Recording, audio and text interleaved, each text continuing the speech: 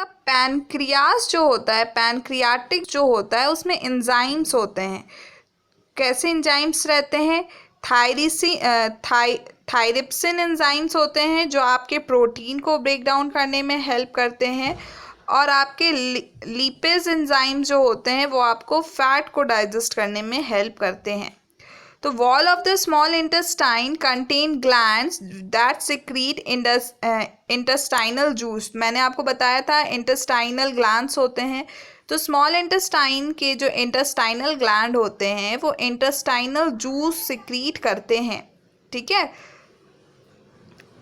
और यहाँ पर उसके बाद इस एंजाइम्स के हेल्प से क्या होता है, the enzymes present in it finally convert the protein.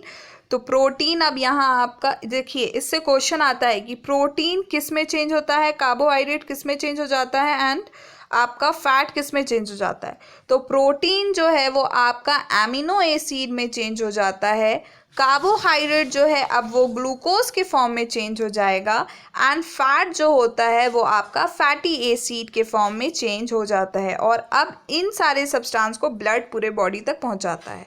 Direct थोड़ी ना कार्बन डाइऑक्साइड ब्लड पूरे बॉडी तक पहुंचा देता है, कार्बोहाइड्रेट या फैट, वो फैट नहीं पहुंचाता, वो आपका फैटी एसिड पहुंचाता है, वो प्रोटीन नहीं पहुंचाता, वो आपका एमिनो एसिड पहुंचाता है, और वो आपका कार्बोहाइड्रेट नहीं पहुंचाता, वो आपका ग्लूकोज पहुंचाता है, ठीक है। तो ये आप याद रखना, क्वेश्चन आ सकता है। प्रोटीन आपका किस में चेंज होता है, एमिनो एसिड में।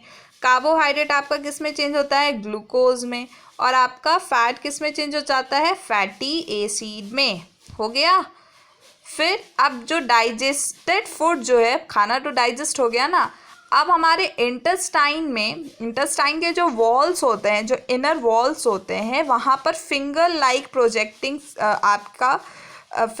प्रोजेक्टिंग बहुत सारे numbers of finger like projections होते हैं जिन्हें हम विली बोलते हैं, ओके। तो इनका क्या काम है, ये इन सारे एसिड्स को, एमिनो एसिड्स को, कार्बोहाइड्रेट में से जो आपका ग्लूकोज बना और फैटी एसिड को, इसको वो एब्जॉर्व करते हैं ब्लड, और उसमें आपके वेलीज में आपके वेसल्स होते हैं, वेली में।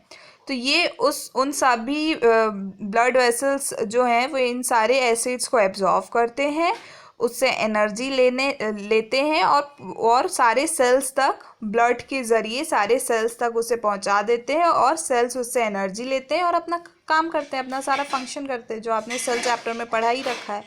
तो क्या हुआ, खाना डाइजेस्ट हो गया आपका इंटेस्टाइन में। इंटेस्टाइन के वॉल्स जो होते हैं उनमें फिंगर लाइक स्ट्रक्चर होता है जिसको हम वेली बोलते हैं। वेली में आपके ब्लड वेसल्स होते हैं। ब्लड वेसल्स वो एसिड को अब वो एब्जॉर्व करते हैं और बॉडी के ब्लड के ज़रिए बॉडी के सारे सेल्स तक पहुंचा देते हैं, और फिर वो सेल्स अपना जो बेसिक फंक्शन है ज़िंदा रहने के लिए, वो सारे बेसिक फंक्शंस कर पाते हैं, ठीक है। अब हो गया डाइजेशन प्रोसेस, एनर्जी भी मिल गई आपको।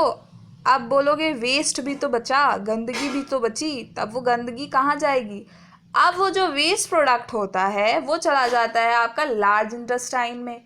लार्ज इंटेस्टाइन क्या काम करता है, लार्ज इंटेस्टाइन इस वेस्ट में से जो भी एक्सेस ऑफ वाटर होता है वो पानी को कर लेता है एब्जॉर्व, और बाकी उसके बाद जो पानी एब्जॉर्व करने के बाद जो वेस्ट पार्टिकल्स बचे उसे वो एनस की हेल्प से बॉडी के बाहर सिक्रीट कर देता है। तो ये था आपका डाइजेस्टिव सिस्टम। है बहुत इजी, लेकिन बस कुछ केमिकल्स के नाम हैं जो आपको याद करने हैं, तो वो आप अंडरलाइन कर लेना, ठीक है। अब यहाँ तक अगर आपको कुछ भी डाउट है तो आप पूछ लेना हमसे।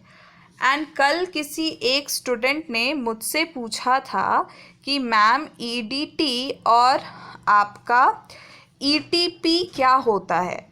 तो देखिए, ईडीपी और ईडीटी है जो है वो जब आप रेस्पिरेशन टॉपिक पढ़ोगे ना तब मैं आपको समझाऊंगी, जो आपका नेक्स्ट टॉपिक है रेस्पिरेशन। पहले आप रेस्पिरेशन तो पढ़ लो, उसके बाद ना एडीपी और एटीपी के बारे में जानोगे। तो आई थिंक जिसने पूछा था वो ऑलरेडी आगे पढ़ चुका है, इसलिए उसने पूछा था, वो अच्छी बात है। लेकिन जब मैं आपको बता भी दूंगी तो आधे बच्चों को समझ नहीं आएगा जिन्होंने पढ़ के नहीं रखा है। तो जब मैं नेक्स्ट क्लास में रेस्पिरेशन पढ़ाऊँगी ना तब मैं आपको एडीटी और एटीपी के बारे में बता दूँगी, ओके।